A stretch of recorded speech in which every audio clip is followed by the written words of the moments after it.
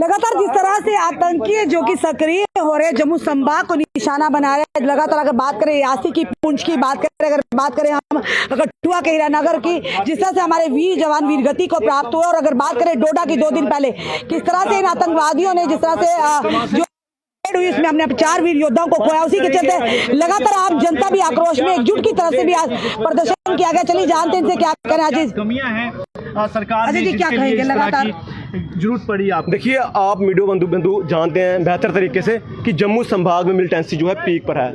पिछले 1-1.5 महीने से रियासी के बाद हीरानगर, कठुआ, डोडा यहाँ पर कंटिन्यूसली मिलिटेंट अटैक्स हो रहे हैं, जिसमें हमारे वीर जवान जो हैं वीरगति को प्राप्त हो रहे हैं। साथ ही साथ जिस तरह आपने देखा श्रद्धालु भी 10 वहाँ पर उनकी जान चली गई थी, कुछ श्रद्धालु 40 के करीब उनकी वो इंजर्ड है आज भी। तो कहने का मतलब ये है कि इस तरह की जो आज स्थिति यहाँ पर उत्पन्न हो रही है, ये पहले जम्मू संभाग में नहीं थी।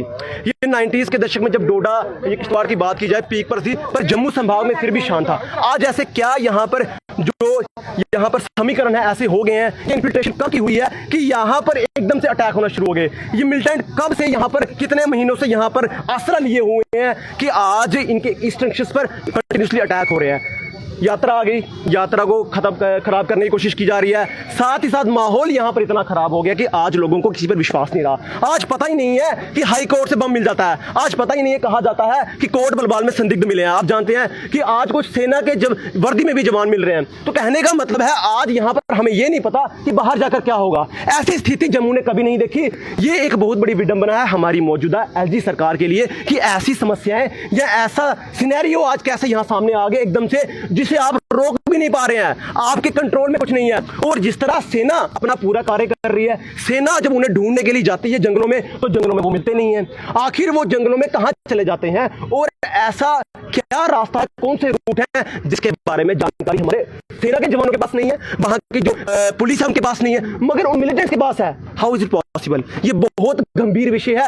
अगर आप इसे समझे और ऐसे समझे तो वहां के जो लोग हैं, जो स्थानीय वहां पर हैं, जो जंगलों में रह रहे हैं, वो उन्हें पनाह दे रहे हैं। और इस बात को अब हम तो कई सालों से बोल रहे थे, अब जाके हमारे प्रशासन ने माना है। प्रशासन अब लिखने में भी आ गया ओवरग्राउंड वर्कर्स, और प्रशासन कहता है कि हमने रियासी में ओवरग्राउंड वर्कर्स को पकड़ा दिया। मगर उनके साथ हुआ क्या? आज वो हमारे मेहमान हैं, जेल में रोटी तोड़ रहे हैं। हमारे जिन वीर जवानों को वो बलिदान दे रहे हैं, उनकी मौत का कारण कौन है? वही ओवरग्राउंड वर्कर्स, और जेल में रोटियां तोड़ रहे हैं। उन्हें क्या फर्क पड़ रहा है?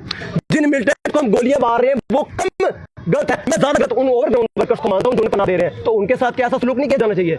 हमारे यहाँ पे नए नए कानून लाए जा रहे हैं, तो ऐसे कानून क्यों नहीं लाए जा रहे हैं जिससे देश का भला हो सके? देश की अखंडता को अगर रखना है आपने मजबूत, तो उसके लिए आपको ऐसे कड़े निर्णय ले होंगे। मगर एलजी मनोज सिन्हा यहाँ पर कहीं ना कहीं ऐसे निर्णय लेने से डरते हैं, बैकफुट पे आते हैं।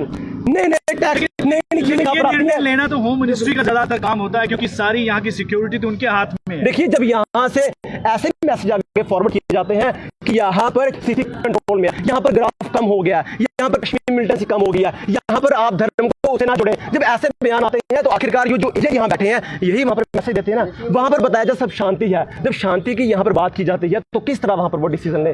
और एक सवाल मेरा ये भी रहेगा कि जिस तरह से लोकसभा के चुनाव थे बड़ी शांतिपूर्ण हुए, जो इस असेंबली के इलेक्शन का कहीं ना कहीं आह्वान हुआ तो या सरगर्मियां शुरू हुई, तो एकदम से ये आतंकी जो सक्रिय हो गया, क्या कहना चाहेंगे इस बारे में? देखिए, हो सकता है इसमें ये भी कारण हो सकता है कि कहीं ना कहीं डिले करने की कोशिश की जा रही हो असेंबली जो चुनाव है, मगर हमारे लिए उससे भी महत्वपूर्ण ये है कि हमारे जो जवान है वो वीरगति को प्राप्त हो रहे हैं, उनकी जानें जा रही हैं। उनके छोटे छोटे बच्चे अपने घर में लोगों से पूछ रहे हैं कि आप हमारे पिता पर यहाँ फूल क्यों चढ़ा रहे हैं, आप हमारे पिता पर यहाँ बैठ के रो क्यों रहे हैं।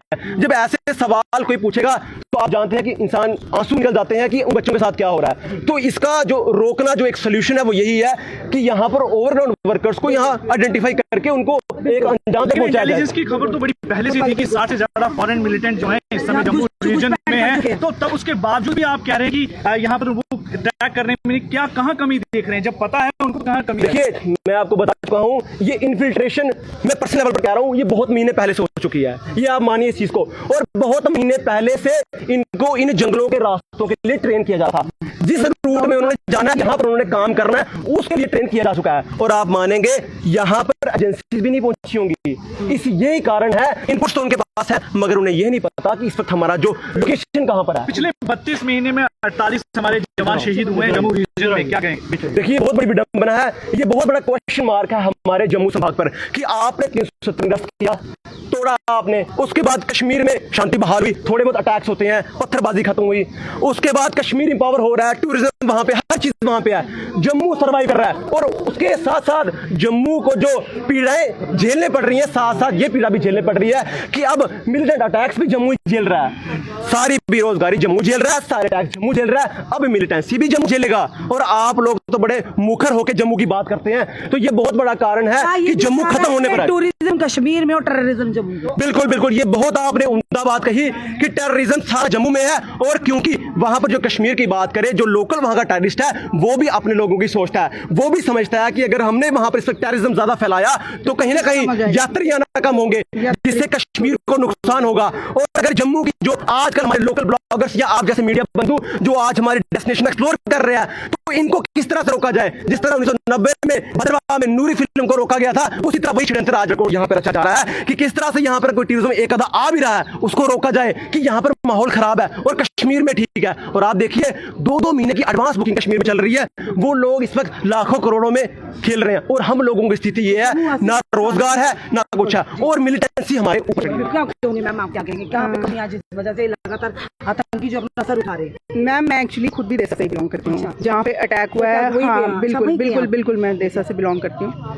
हमने 90s में ये दंश झेला है, मिलिटेंसी का दंश झेला है, जिसमें हमारी बरातों को मारा गया। तो सिर्फ एक डिमांड लोकल्स ने रखी थी कि डिफेंस रोड बनाया जाए, क्योंकि 36 मीडोज हैं जो कि गवर्नमेंट अप्रूव्ड हैं, जो हमें कवर करते हैं। साउथ में हम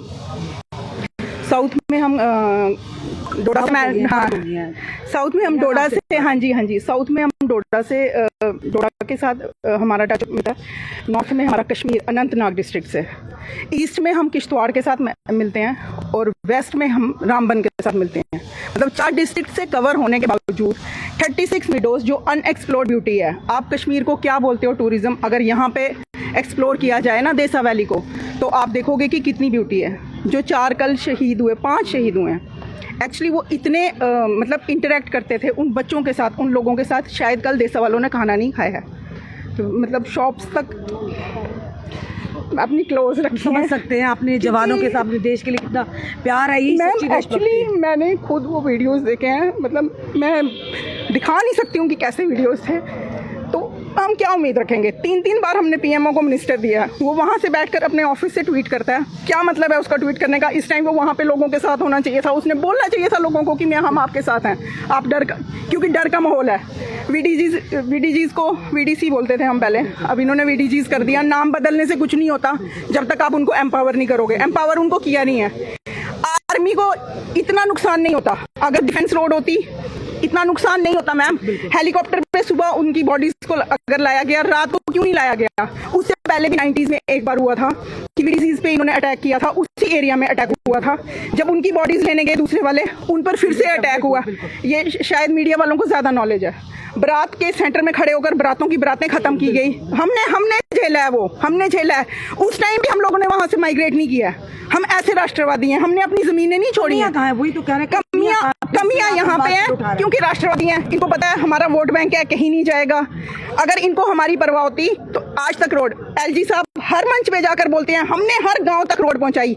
मैं उनको एक ही क्वेश्चन पूछती हूँ, गई देसा नहीं है?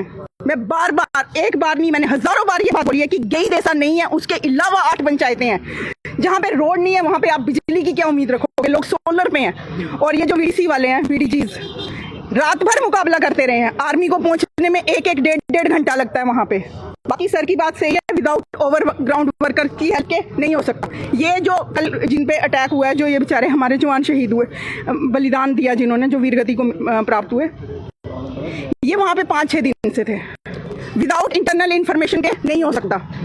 और जहाँ पे हुआ है, आप उधर के वीडियोस, आप मीडिया वाले हो, आपने भी देखे होंगे कितना घना है एरिया वहाँ पे। अगर हम अपने, क्योंकि हमें पता है हम 6 बजे के बाद बाहर नहीं निकलते, कभी भालू आ जाएगा, चीता आ जाएगा, क्योंकि घने जंगल है। जब एक डिमांड थी राष्ट्रवादी लोगों की, अपने लिए नहीं मांग रहे थे, हमें 90s से कैंप है वहाँ पे आर्मी में 10 RR का, ये वहाँ के ही थे। मैं इसलिए कह रही हूँ कि लोकल बच्चे जानते थे पूरा। अगर मार्केट, अगर गांव में मार्केट क्लोज होती है इसका मतलब आप समझते हो, क्योंकि गांव में कभी नहीं होती, चाहे सिटी में हो भी जाए गांव में नहीं होती।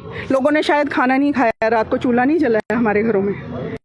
आप कभी किसी बेशक पूरा मैं हैरान थी, मेरे बच्चे तक बोल रहे थे मम्मा ये क्या, मतलब ये देखो मम्मा ये कितना ब्लड है, मम्मा ये तो ऐसे लग रहा है भेड़ू मारा है। मतलब इन्होंने किस तरीके से क्या हम उम्मीद कर सकते हैं अपने मिनिस्टर से, हम क्या उम्मीद। बाकी LG साहब तो जगह जगह मंच पे जो बोलते हैं, उनको प्रूफ क्या चाहिए, इससे बड़ा प्रूफ क्या चाहिए कि रोड्स नहीं है, इससे बड़ा प्रूफ क्या चाहिए उनको। बाकी एरिया हमारा देखें आकर, एक खुद जाएं, एक बार चक्कर लगा के आएं कि उधर क्या रोड की हालात है, फिर हमारे साथ बात करें और फिर इनकी शहादत पे बात ये करें। दर्द जो है ये उसी गांव का, उसी एरिया का, जिस एरिया में 2 दिन पहले हमने अपने वीर योद्धा खोए हैं, वीर गति को प्राप्त हुए हैं। इन्होंने 90s में वो दौर देखा आतंकवादियों का, जबकि पीक पर था ये दौर, उन्होंने तब भी देखा, तभी आज आंखें नम है। और एक मांग थी डिफेंस रोड की, आज तक वो नहीं मिला, और कहीं ना कहीं कमियां हैं जिसकी वजह से आतंकवादी फिर से एक बार सर उठा रहे हैं। और उसी के चलते सबसे बड़ी बात, स्थानीय लोगों की मदद के बिना ये आतंकवादी कुछ नहीं कर सकते। जब तक यहाँ की डेमोग्राफी के बारे में जिसको पूरा ना नॉलेज हो, वो उन्हें गाइड ना करे, तब तक आतंकवादियों को रास्ता जंगलों का नहीं पता होगा। कहीं ना कहीं कहेंगे, पहले भी हमने बार बार कहा, ऐसे लोगों पर लगाम कसनी चाहिए। एक आतंकवादी की क्या सजा, वही ओवरग्राउंड वर्कर की भी होनी चाहिए, जो उन्हें समर्थन देते हैं, जो उन्हें शेल्टर करते हैं, जो उन्हें खाना प्रोवाइड करते हैं और वहाँ की डेमोग्राफी रास्ते के बारे में पता करवाते हैं। फिलहाल देखते हैं आने वाले समय, क्योंकि आज रोष है, आम जनता भी, अलग अलग संगठन बाहर निकले हैं, कहीं ना कहीं कमियां जरूर है, उन कमियों को पूरा करना बहुत ही जरूरी है। क्योंकि हमारे जवान, हमारे देश के जवान, चाहे वो सेना से हो चाहे पुलिस की हो, एक एक जवान बेशकीमती है। और एक सेना के जवान का नुकसान पूरे देश का नुकसान, देशवासियों का नुकसान, आपका नुकसान, हमारा नुकसान। तो भारत सरकार को अब कड़े कदम उठाने होंगे। ऐसे लोगों को बख्शा नहीं जाना चाहिए जो लोग कहीं ना कहीं आतंकियों का समर्थन करते हैं, उन्हें भी वैसी सजा मिलनी चाहिए जो एक आतंकवादी की हो। आपका क्या कहना है इस वीडियो को देखकर? अपने कमेंट में सुझाव हमें जरूर दीजिएगा। इस वीडियो को जितना से शेयर कीजिए। जुड़े